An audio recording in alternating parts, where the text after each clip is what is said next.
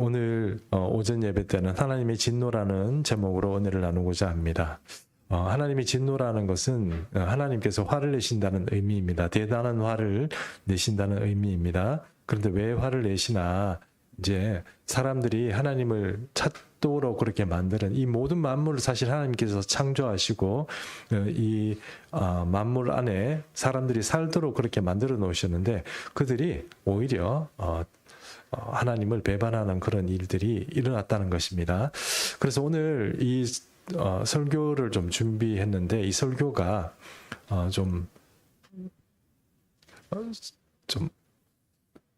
두렵습니다. 왜 두렵냐 하면 설교를 잘 여러분에게 해야 되는데 오늘 같은 설교는 좀 다시는 하고 싶지 않다 싶은 그런 생각이 좀 듭니다. 왜냐하면 좀 신학적인 얘기가 좀 하게 될 것 같아서 그렇습니다.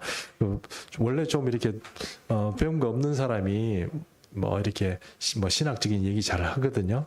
제가 또 그런 것 같아서 좀 걱정이 됩니다만 그래도 로마서를 하는데 우리가 신학 이야기는 조금 이렇게 들어두는 것도 괜찮겠다 싶어서 좀 이렇게 얘기를 하려고 합니다. 오늘 여러분 시작할 때 그 파리 올림픽 얘기부터 좀 이렇게 할까 싶습니다. 여러분 파리 올림픽 개막식 보셨습니까? 예, 별로 관심이 없으시군요. 파리 올림픽 개막식 보면 우리는 전 세계인들이 깜짝 놀랐습니다. 왜 놀랐냐면 파리 올림픽은 여러분 예술의 나라 아닙니까? 그래서 굉장히 기대하고 봤습니다. 과연 좀 멋지고 아이디어도 대단하고 또 이렇게 이렇게 과감하고 정말 역시 예술의 도시 사람들이다 이렇게 생각할 만큼 좀 멋지게 잘 만들었습니다. 근데 그 사람들이 만들어낸 그 개막식 이 내용을 자세히 보면 그 핵심적인 사항에 어떤 것이 있는지 좀 알 수 있습니다. 예를 들어서 프랑스가 이렇게 주장하는 박애 자유 이런 얘기들 이렇게 그 속에 숨겨져 있습니다. 근데 이 자유, 박애 이런 것들이 숨겨져 있는데 그들이 말하는 자유라는 게 도대체 뭘까요? 우리는 생각하기에 세계사를 우리가 배웁니다만 프랑스가 말하는 자유 이게 조금 헷갈립니다. 우리 왜 그러냐면 이 사람들이 말하는 자유가 도대체 우리가 생각하는 그 자유가 맞는지 조금 헷갈리는 거예요. 왜냐하면 프랑스 사람들은 항상 투쟁하고 또 조금 이렇게 그 나라 자체가 좀 말을 잘 안 듣는 나라예요. 그래가지고 위에서 이렇게 누르고 이런 걸 억수로 싫어합니다. 그래서 자기 나름대로 말 안 듣고 투쟁하고 전쟁하고 이렇게 하거든요. 그런데 전쟁하고 나서 결과가 좋으냐? 결과가 좋으면 괜찮죠. 근데 그 투쟁과 그 프랑스 역사가 보여주는 그런 결과들은 항상 뭔가 투쟁한 결과가 좋지 않은 그런 어떤 느낌을 주는 나라가 바로 프랑스가 아닌가 생각합니다.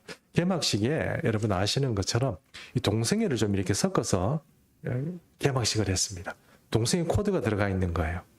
거기에 중요한 어떤 그런 자유를 이렇게 표방하는 우리는 자유하고 우리는 이런 민족이야. 우리는 좀 잘났어 하는 것들을 이렇게 표방하려고 이렇게 표출하려고 하는데 거기에 어떤 내용들이 들어가 있냐면 동성애가 들어가 있는 거예요.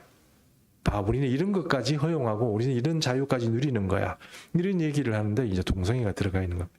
심지어는 기독교의 어떤 코드를 좀 건드리는 그래서 예수님을 레즈비안 여성 가수가 이렇게 분장을 해가지고 그 여자가 마치 예수인 것처럼 그렇게 나타나고 그래서 이게 이제 큰 어려움을 겪었습니다. 이게 워낙 센세이션을 일으키니까 지금 프랑스 그 개막식 때 있었던 그 영상을 지금 삭제해 버렸다고 합니다. 다른 내용들은 들어가 있는데 거기에 동성애 코드가 들어가 있는 내용들은 좀 삭제를 했다 그럽니다.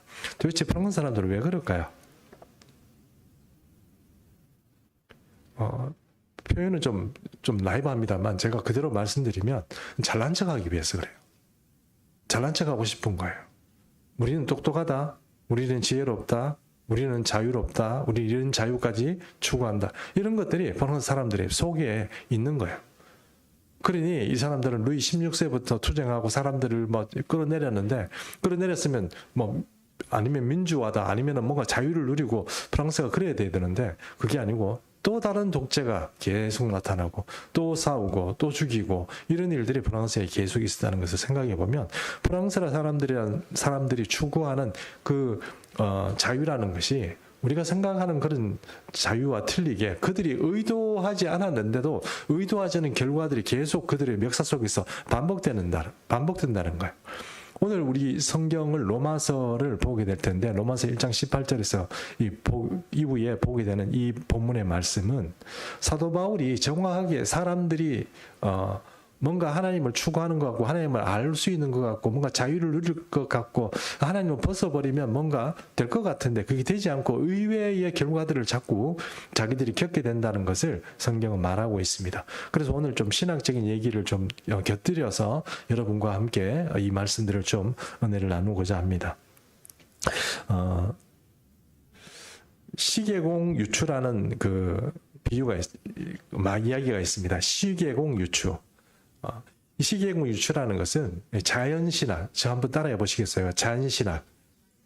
자연신학이라는 곳에서 이제 사용하는 그런 유추인데요. 요걸 말씀드리기 전에 제가 여러분에게 이렇게 먼저 질문을 하고 시작하겠습니다. 여러분, 우리는 기독교는 계시의 종교입니다. 그렇죠? 계시의 종교란 것이 무엇입니까? 하나님으로부터 우리에게 알려주셔야 가능한 종교입니다. 하나님의 아는 지식, 하나님에 대한 것들, 구원과 이 모든 것들을 하나님께서 그리스도를 통하여서 우리에게 계시해 주셨을 때 우리가 아는 종교입니다. 근데 일반적인 이 세상의 종교는 계시의 종교가 아닙니다. 계시의 종교가 아니고 무엇입니까? 뭐라고 얘기해야 될지 모르겠습니다. 거꾸로 가는 종교입니다. 그러니까 세상을 통하여서 그 신을 찾아가는 종교예요. 이해하시죠? 그럴 수밖에 없죠. 뭐 세상을 찾아서 신을 찾아가는 종교입니다. 그런 종교가 대부분의 종교다 이렇게 말할 수 있습니다. 그런데 만약에 여러분 이 하나님께서 이 세상을 창조하셨잖아요. 그럼 이 세상을 우리가 자세히 연구하고 탐구하다 보면 이 세상의 어떤 돌아가는 이런 세상의 만물을 통하여서 우리가 하나님 그 속에서 하나님을 발견하고 하나님을 찾아갈 수 있을까요? 세상의 만물을 참 아름답구나 이 세상을 이렇게 보다가 하나님을 찾아갈 수 있을까요? 아, 이거 하나님이 만드셨는데 이런 창조주를 우리가 경배하고 찾아가지고 그 신으로 섬기고 뭐 이런 어떤 그 구도의 길을 가게 될 수 있을까요? 오늘 그 얘기를 좀 해보려고 합니다. 사람들이 추구하고 구도하면 하나님을 찾을 수 있는가? 그 얘기를 좀 해보려고 합니다. 사도 바울을 얘기가 그 얘기를 하는 거거든요. 그래서 여러분 이게 좀 어렵지만 오늘 이야기를 좀 한번은 들으셔야 되지 않겠나 싶어서 제가 이런 말씀을 드리는 것입니다. 시계공 유추라는 것은 이런 겁니다. 어떤 사람이 이제 산책을 하다가 우연히 발에 돌이 탁 차였었어요. 그러니까 돌을 찬 거죠. 그리고 돌을 찼는데 갑자기 놀래가지고 돌을 보면서 이런 생각이 들었습니다. 이 돌이 뭐지? 이렇게 돌을 들고 바라보고 있었어요. 그러니까 지나가던 사람이 그 사람에게 이렇게 물어보는 거예요. 그 돌이 언제부터 거기 있었어요? 그렇게 한 거죠. 그러니까 이 사람이 뭐라고 얘기한 겁니까? 정확하게 알지는 못하겠지만 이게 옛날부터 있었던 것 같아요. 이렇게 말한 겁니다. 옛날부터 여기 있었던 것 같아요. 뭐 상식적으로 틀린 말입니까? 아니죠. 그런데 똑같은 경우인데 이 사람이 어느 날 가다가 뭐 발을 툭 찼는데 보니까 시계가 떨어져 있는 거예요. 산책길에서 신책이 떨어져 있는 그 시계를 주었습니다. 시계를 딱 봤는데 그 시계를 보고 옆에 지나가던 사람이 그 언제부터 거기 있었던 거예요? 이렇게 물어봤다고 쳐요. 그럼 이 사람이 이거 옛날부터 여기 있었던 것 같아요. 이렇게 말할 수 있습니까? 상식적으로 말이 안 되죠. 왜요? 이 시계라는 것은 돌하고 틀려가지고 여기에는 뭐 온갖 조립과 뭐 이런 것들이 이런 인공적인 어떤 그런 것들이 가해진 거잖아요. 근데 이게 여기에 마땅히 있어야 될 곳에 있는 게 아니고 없어야 될 곳에 그냥 떨어져 있는 거 아닙니까? 그렇죠? 그리고 이 시계를 보면서 이런 생각을 하는 거죠. 이 시계라는 것이 이 땅에 여기에 떨어져 있을 때는 그냥 우연히 떨어져 있는 게 아니고 이 시계를 만든 사람도 있고 설계한 사람도 있고 시계가 정교하게 잘 돌아갈 수 있도록 조정한 사람도 있고 여러 사람의 어떤 그 시계공 자체가 이런 어떤 작업을 했던 것인데 이런 것들이 여기 있다는 거예요. 자, 그래서 이것을 이제 시계공 유추라고 얘기를 하는 겁니다. 시계공 유추는 시계는 만든 사람이 있다는 거예요. 그리고 그 얘기는 또 다른 말로 하면 이 세계는 이 정교하게 우리가 그냥 길거리에 다니다가 뭐 돌 찰 때는 몰랐지만 우리가 이 세상을 살아가면서 뭔가 이 세상의 정교한 면들을 보기 시작할 때 그때 정교한 면을 보기 시작할 때 이것을 정교하게 만들어내는 어떤 실력자가 그런 존재가 있구나 하는 것을 이제 알게 된다는 거예요. 유추할 수 있다는 겁니다. 이해하셨죠? 예, 뭐 우리 교회는 전부 다 잘 똑똑하신 분들이 계셔가지고 잘 이해하시리라고 생각합니다. 다 유추할 수 있는 거죠. 이 세계가 그냥 막 만들어진 게 아니고 말 그대로 세상이 말하는 것처럼 그냥 자동적으로 진화된 게 아니고 이렇게 정교하고 이렇게 만들어질 때에는 하나님이라는 존재가 이렇게 만들었구나 하는 것을 통하여서 이 자연을 통하여서 하나님이라는 존재를 유추해낼 수 있는 그런 존재가 있구나 하고 유추해낼 수 있는 것을 뭐라고 얘기하느냐? 신학 용어로 자연신학이라고 얘기합니다. 무슨 신학이요? 자연신학이라는 결국은 어떤 얘기입니까? 인간의 역사나 또 어떤 특별한 일을 통하여서 또 이 자연을 통하여서 하나님을 그 속에서 발견해내고 추구해낼 수 있는 것을 뭐라고 얘기한다고요? 자연신학이라고 얘기해요. 자연신학. 자연신학은 굉장히 한 200년 동안 서구 사회의 신학의 중요한 주제였습니다. 우리는 그게 뭐 대단한 거예요 이렇게 얘기할지 모르지만 이게 200년 가까이 논쟁이 벌어지고 아주 중요한 어떤 그 신학의 어떤 이야기였다는 것입니다. 그래서 아까 말한 것처럼 시계공 유추는요, 이 우주와 이 세계가 이 피조 세계가 어떤 만든 존재가 있고 그것이 하나님이다 하고 이 사람들에게 증거할 때 많이 사용하는 그런 비유다, 그런 이야기다 이렇게 말할 수 있습니다. 근데 이 이야기를 한 사람이 누구냐면은 윌리엄 페일리라는 사람입니다. 영국 성공회의 어떤 목사님이셨는데 이분이 이제 1802년인가 하여튼 그때 이 책을 쓰면서 이 이야기를 시계공 유추를 넣은 거예요. 1800년이니까 지금부터 한 얼마 정도 되죠? 최소한 200년 이상 된 이야기입니다. 그때부터 시작해서 이 자연신학 이야기가 계속 이렇게 지금 이렇게 진행이 되어 왔다 하는 것을 이해할 수 있습니다. 그런데 이 자연신학의 이야기가 좀 이슈거리가 된 것은 윌리엄 페일리 때문에 그런 게 아니고 누구 때문이냐면 에밀 브루너라는 사람 때문에 유명해졌습니다. 에밀 브루너. 외우지 마십시오. 에밀 브루너. 여러분 우리 교회인들은 한 번만 얘기하면 다 외워버려가지고 제가 이거 분명히 외우면 안 됩니다, 여러분. 신학교 자꾸 외워가지고 소용없습니다. 에밀 브루너라는 이 신학자가 이것을 자기가 이제 책에서 Nature and Grace라는 책을 쓰면서부터 이 자연신학의 논쟁이 시작되고 이것이 이제 좀 이슈거리로 이렇게 나오게 된 겁니다. 그런데 자연신학 이야기를 하다가 좀 죄송하지만 자연신학 이야기를 우선 잠깐 닫아두고 다른 얘기로 잠깐 또 갔다가 오겠습니다. 그 이야기는 신정통주의입니다.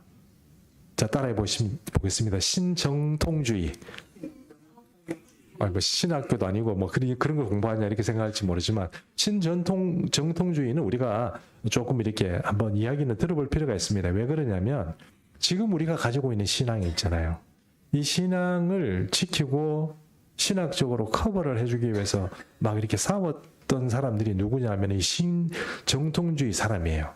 이 사람들이 없었으면 우리는 자유주의 신학의 어떤 희생양이 돼가지고 우리가 가지고 있는 신앙이 또 우리가 가지고 있는 이 성경이 굉장히 좀 어려움을 겪었을 거예요.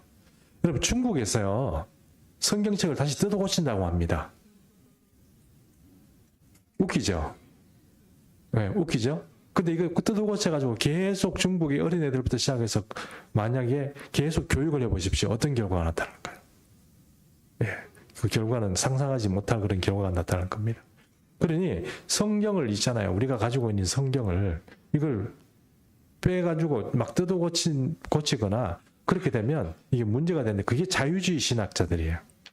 자유주의 신학이라는 말 그대로 자유가 많은 거죠. 그러니 성경을 막 빼가지고 이거는 하나님께서 계시로 준 말씀이 아니고 그냥 저자가 감동되는 대로 지 만들어 썼다 이런 식으로 얘기를 하는 사람들이 자유주의자입니다. 여러분 이 세상의 모든 종교 특별히 이슬람 같은 경우 우리가 좀 대비되니까 이슬람 종교를 한번 생각해 보십시다. 이슬람 종교에서 만약에 어떤 학자가 이슬람에 있는 경전의 일부를 이거 틀렸다. 이건 이렇게 고쳐야 돼 하고 주장하잖아요. 그 사람은 그 다음날 이 세상에서 사라집니다. 어디 함부로 경전을 손댄단 말이야. 이래가지고 막 그러니까 이슬람을 비롯해가지고 이 대부분의 대종교들의 경전은 절대로 노타치입니다. 근데 이 기독교만 어때요? 마음대로 하는 거예요. 성경을 막 뜯어고치고 이건 틀렸다. 이거는 사람들이 뭐 집어넣었다 뺐다 뭐 이런 얘기를 막 자꾸 하게 되고 이건 거짓말이다. 뭐 이런 얘기 또 막 함부로 하고 그리고 결국 그런 일이 벌어지니까 이 자유주의 신학자들 덕분에 지금 유럽의 교회들이 어떻게 해요? 텅텅 비게 된 거예요. 여러분 이 성경이 말하는 이 진리 자체를 믿지 못하고 그것을 가짜라고 받아들이면 어떻게 누가 어떤 신도들이 생기고 그 안에서 신앙생활을 하겠습니까? 그러니 자유주의 신학자들이 그렇게 했다는 거예요. 그런데 그것들이 이제 1차 세계대전이 일어났는데 1차 세계대전이 일어났을 때 그 사람들이 이거 안 됐구나 하는 생각을 한 거예요. 1차 세계대전 때 여러분 아시는 것처럼 그 1차 세계대전을 일으킨 자가 누굽니까? 독일입니다. 독일. 그렇죠? 독일이 일으킨 거예요. 그 독일에서 신학이 발달해가지고 자유주의가 막 팽배할 때 그때 그 악한 일을 일으킨 그 주체가 누구냐? 독일입니다. 독일이 일으키고 나니까 독일의 자유주의 신학자들이 입이 딱 다물어지는 거예요. 왜냐하면 자기들이 이성을 강조하고 자유와 또 어떤 그런 것들을 강조했는데 오히려 그 사람들이 나서가지고 세계 사람들을 죄 없는 사람들을 죽이고 그런 전쟁을 일으켜서 수많은 사람들을 학살하고 나니까 기독교라는 그 자체가 우리가 주장하는 이 자유주의 신학 자체가 뭐냐 하는 그런 어떤 의구심이 생긴 거예요. 그러니까 그 봐라! 너희 식으로 그렇게 하나님을 무시하고 성경을 그렇게 뜯어고치면 이거 결국은 이런 식으로밖에 안 된다 하고 나타난 게 신정통주의입니다. 신전통주의는 여러분 딱 들으니까 어때요? 정통주의를 다시 새롭게 한다 그런 의미가 있겠죠. 여기에 어떤 학자들은 여러 학자들이 있는데 뭐 예를 들어서 제가 좀 좋아하는 칼바르트도 이 사람 여기 나오고요. 에밀 브루너 아까 에밀 브루너 신학의 어떤 대두라고 그랬습니다. 에밀 브루너, 그다음에 에두아르 뚜르나이젠, 그다음에 폴 틸리히, 루돌프 불트만 같은 사람들이 이 신정통주의의 사람들입니다. 이 사람들은 다 믿어도 되냐? 아니 그런 얘기는 아니고요. 그런 얘기가 아니고 자유주의 신학에 반대해서 나름대로 오늘 우리가 이런 신학을 가지고 있는 이것들을 조금 그래도 보수한 사람들이 이 신정통주의 사람들이라는 겁니다. 전 세계가 어떤 우리 교단은 그렇지 않은데 고신과 합동 같은 경우는 이 사람들 이름만 나오면 경기를 하는 분도 계십니다. 이 사람들 나오면 이 사람들이 마치 교회와 신앙을 망친 것처럼 얘기하는데 사실은 그 반대입니다. 왜 그러면 우리 한국 교회 정통적으로 이 전통 우리 보수 진영은 이 사람들이 이렇게 반영하냐? 물론 그 사람들이 신학이 문제가 있는 것도 분명히 있습니다. 저도 그 사람들 신학에 대해서 다 찬동하지는 않습니다. 근데 왜 그러냐면 독일어로 이 사람들이 이 자기 이야기를 적어놨는데요. 그거를 독일어로 그대로 번역하기가 너무 힘든데요. 그래서 그것을 영어로 옮겨놓은 걸 미국에 공부하러 간 사람들이 초기에 공부하는 사람이 그거 좀 보고 와서 했는데 전부 다 오역한 거예요.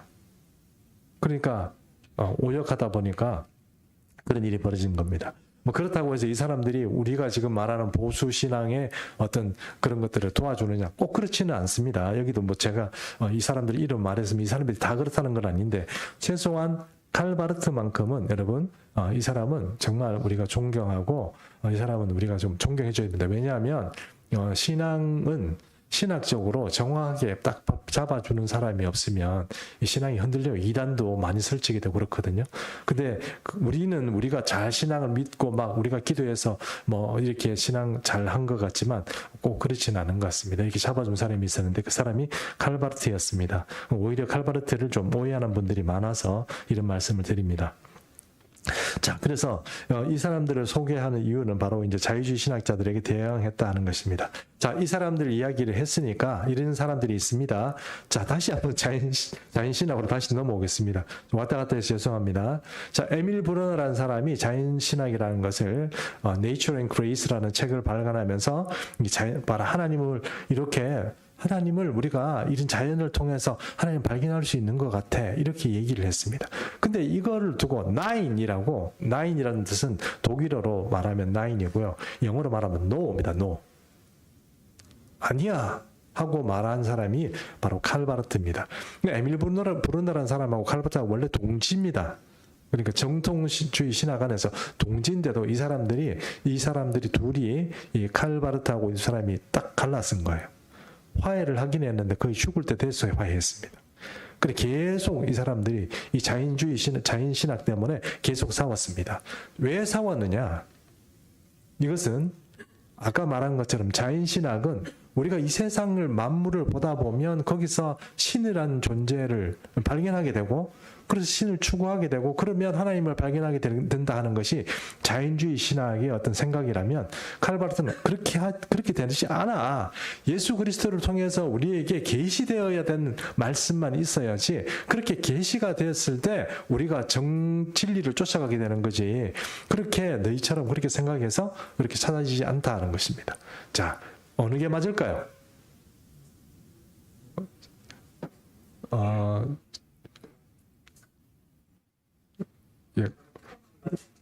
칼바르트가 맞을까요?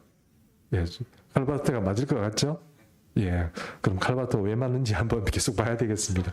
자, 그러면 칼바르트 주장을 얘기하는 게 아니고 이제 칼바르트 주장 얘기 자체가 이제 오늘 로마서에 다 있기 때문에 제가 칼바르트 얘기하면은 신학 얘기밖에 하는 게 안 되니까 그 얘기 싹 빼겠습니다. 빼고 오늘 로마서 말씀 이제부터 보면서 이제 좀 정리라고는 좀 그렇지만 왜 그럴 수밖에 없는지를 한번 말씀해 보겠습니다. 로마서 1장 19절에서 20절 봅니다. 자, 제가 교독합니다. 19절 있습니다. 이는 하나님을 알만한 것이 그들 속에 보임이라 하나님께서 이를 그들에게 보이셨느니라. 창세로부터 그에 보이지 아니한 것들 곧 그의 영원한 신능력과 신성이 그가 만드신 만물에 분명히 보여 알려졌나니 그러므로 그들이 핑계하지 못할지니라.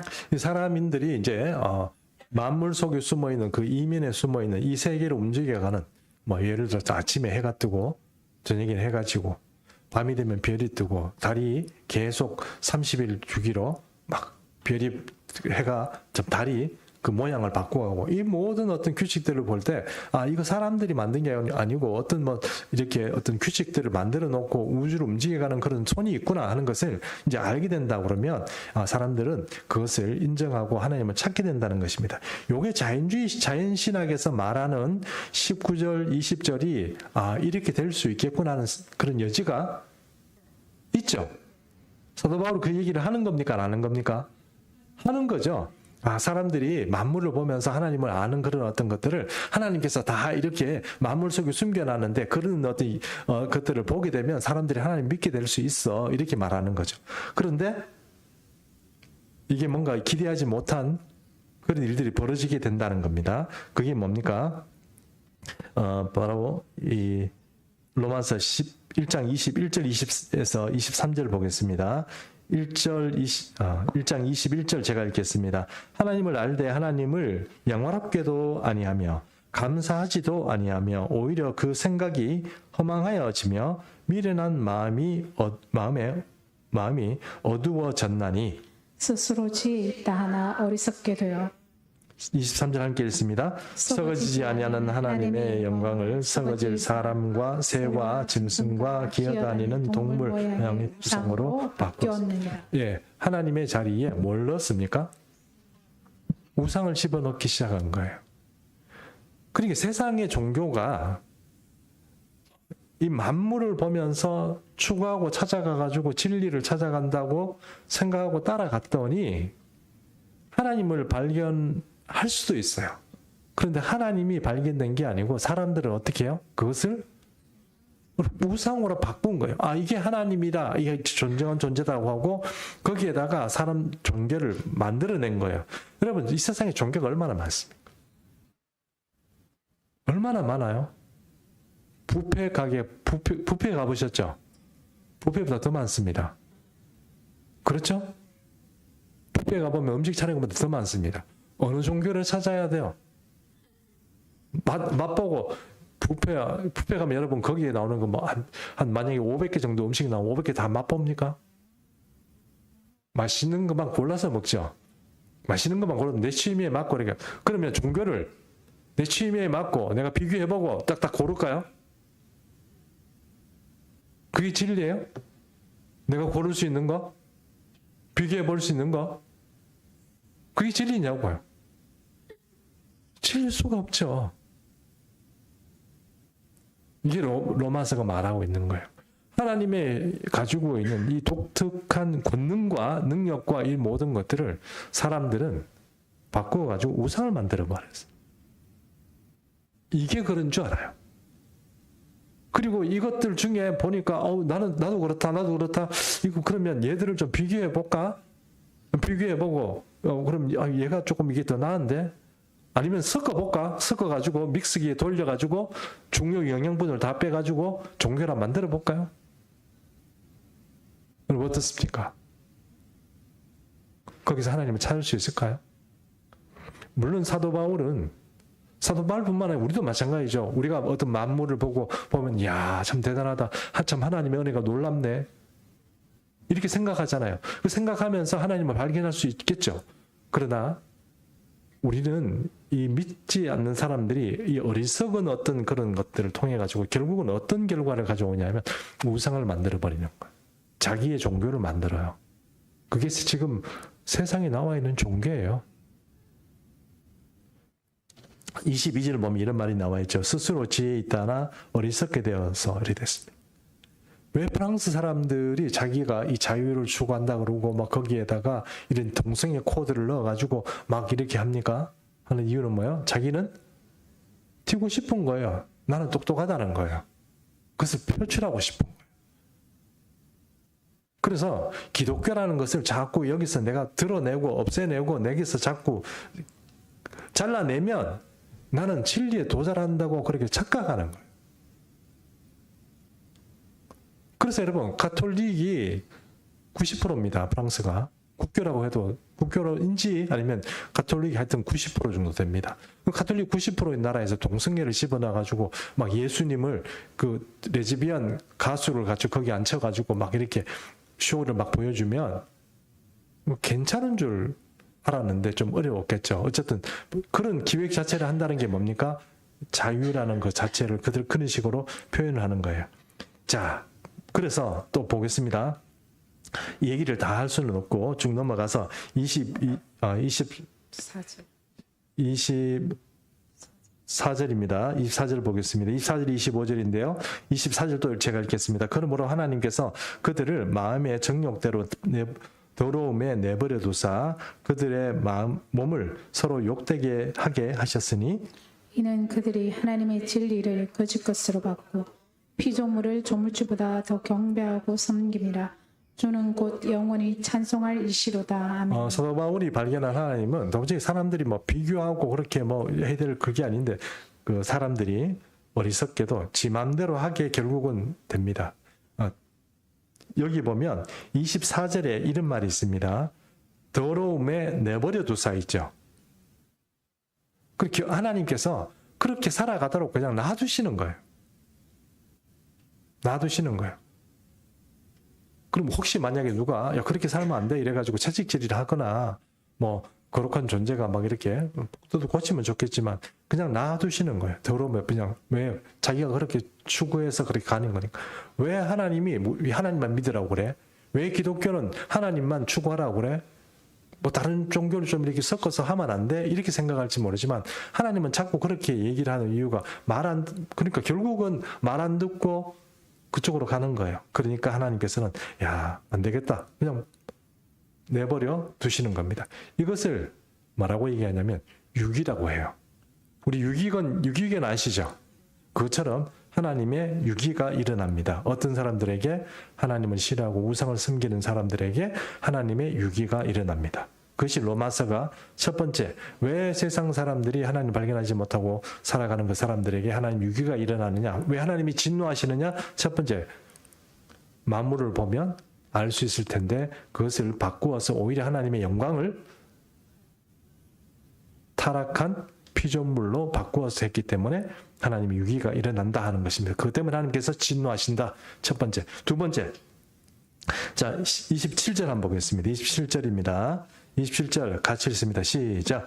그와 같이 남자들도 순리대로 여자 쓰기를 버리고 서로 향하여 음욕이 부릴 듯하며 남자가 남자와 더불어 부끄러운 일을 행하여 그들의 그릇됨에 상당한 보응을 그들 자신이 받아느니라. 자, 이거 참 이게 동성애 얘기인지 아시겠죠? 목사님, 로마 시대인데 사도 바울이 벌써 동성애 얘기한단 말입니까? 로마 시대에 동성애가 엄청 심했습니다. 군인들이요, 시민권을 얻기 위해서 이 사람들이 밖에 전쟁하러 나가면 뭐 나가서 뭐 이렇게 뭐 다른 하기 좀 곤란하니까 자기들끼리 한 거예요. 천주교 보면 천주교 이렇게 보면 또 전화 올까 걱정인데 예수회라고 있습니다. 예수회라고 있습니다. 예수회 사람들이 군대 조직 비슷하게 결성이 돼가지고 전 세계를 다녔어요. 일본에도 왔어요. 이 사람들 군대 조직처럼 움직입니다. 그런데 이 사람들이 움직이는데 와가지고 이 사람들은 여자하고 뭐 이렇게 어떤 일들을 합니까? 안 합니까? 안 합니다. 그럼 어떻게 해소하죠? 옆에 있는 동료하고 하는 거예요. 그리고 예수에도 거기에 뭐 어떤 일이 많이 벌어져요? 동성애가 굉장히 심했습니다. 로마 시대뿐만 아니라 동성애는 지금 시대까지 옵니다. 와가지고 지금도 이 동성애 코드를 자꾸 이렇게 하는 것은 그것이 여러분 이 엄란한 일들을 자꾸 하고 자기가 하나님께서 순리대로 남자는 남자, 여자는 여자대로 가도록 하는 이것을 자꾸 뒤트는 게 누구예요? 타락한 사람들이에요. 그러므로 결국은 그렇게 갈 수밖에 없는 거예요. 그래서 프랑스가 자유를 표방하고 그것을 표출하고 싶어서 하는 그 작업 중에 그 개막식에서 동성 코드를 집어넣는 거예요. 아주 메인 이벤트로 집어넣는 거예요. 우리는 이렇다 이렇게 얘기하는 거예요. 그게 뭐 어떤 얘기예요? 그들은 타락했다 이런 뜻입니다. 자, 동성애 코드가 있는 사람들, 그런 사람들 로마서 28장 31절 그런 사람들이 또 하나님께 또 유기를 받습니다.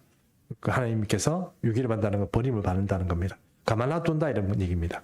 자, 로마서 1장 28절에서 31절 이거는 우리에게도 주시는 말씀이니까 한번 같이 보도록 하겠습니다. 28절 제가 읽겠습니다. 또한 그들이 마음에 하나님 두기를 싫어하며 하나님께서 그들을 그 상실한 마음대로 내버려 두사 합당하지 못한 일을 하게 하셨으니 곧 모든 불의, 추억, 탐욕, 악의가 가득한 자요, 시기, 살인, 분쟁, 사기, 악독이 가득한 자요, 수근수근하는 자요, 비방하는 자요, 하나님께서 미워하시는 자요, 능욕하는 자요, 교만한 자요, 자랑하는 자요, 악을 도모하는 자요, 부모를 거역하는 자요, 우매한 자요, 배약한 자요, 무정한 자요, 무자비한 자라. 여러분 우리 교우 중에는 이런 분들 없죠?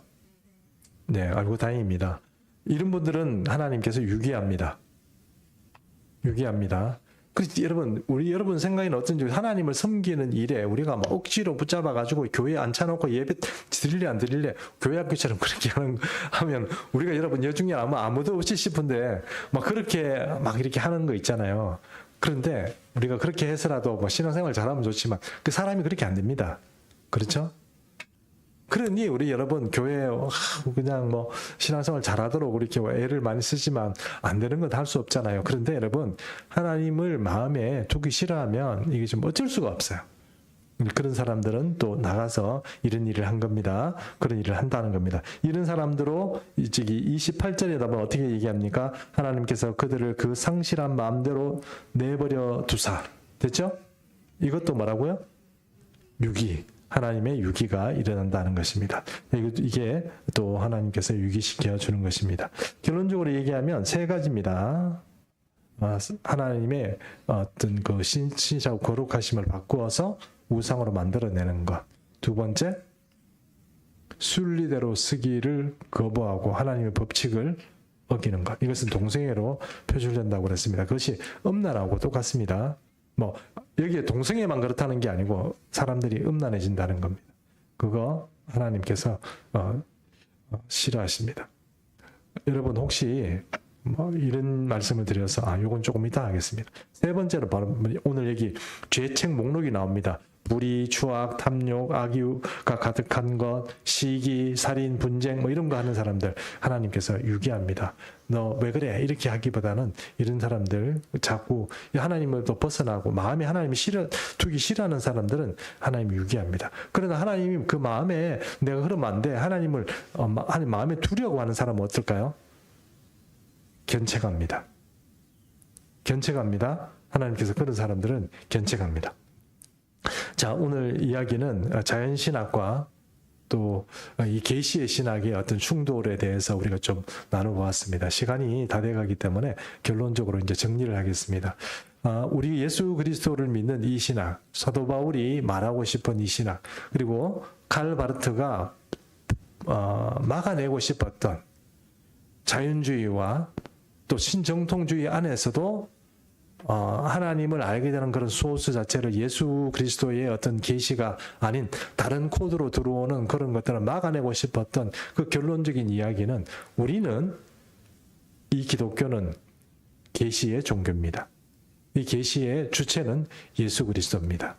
예수 그리스도께서 우리에게 오셔서 가르쳐 준 것만큼 알게 되고 그러므로 우리가 주님 앞에 나아가서 하나님을 아는 지식이란 이 세상에서 얻는 것이 아니고 그리고 세상에서 비교를 해서 우리 기독교가 남들보다 뭘 좋다. 우리 교회는 다른 교회보다 뭐 좋다. 이렇게 비교하는 게 아니고 그리스도 안에서 발견하고 그리스도를 아는 만큼 우리가 하나님을 아는 지식이 더 넓어가고 깊어지는 것. 이것이 바로 기독교다. 이렇게 말할 수 있는 것입니다. 자, 그것을 사도 바울은 오늘 우리에게 로마서 말씀을 통하여서 말하고 있고 그렇게 하지 않았더니 사람들이 자꾸 타락하고 그렇게 가더라. 이런 일에 대해서 하나님은 진노하고 계시고 그들은 죄인이다. 그 얘기를 하고 있는 것입니다. 자, 짧게 한마디만 이제 정리하고 말씀을 마치도록 하겠습니다. 여러분, 하나님께서는 우리 예수 믿는 사람, 예수 믿고 하나님께서 구원한 사람들은 견책하십니다. 견책은 무엇입니까? 잘못된 길을 가면 그 길을 돌아오도록 자꾸 우리를 교훈하시고 건드리기도 하십니다.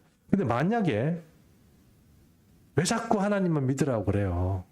세상에 종교가 많은데 하나님만 기독교는 참 이상해. 하나님은 이상해. 왜 하나님만 믿으라고 그래요? 우리를 왜 자꾸 지배하라고 그러세요? 왜 우리를 억누르려고 그러세요? 스트레스 받아요. 나는 다른 종교로 가거나 아니면 교회 안 다니고 그냥 좀 프리하게 다닐래요. 이렇게 생각하잖아요. 그러면 그게 여러분 하나님은 그러면 그렇다면 그래라 이렇게 합니다. 그 얘기는 뭡니까? 유기가 일어난다는 거예요. 여러분 하나님 섭섭하게 하지 마십시오. 억지로 여러분에게 나를 믿어라. 억지로 하나님만 믿어라. 여러분 강요하지 않습니다.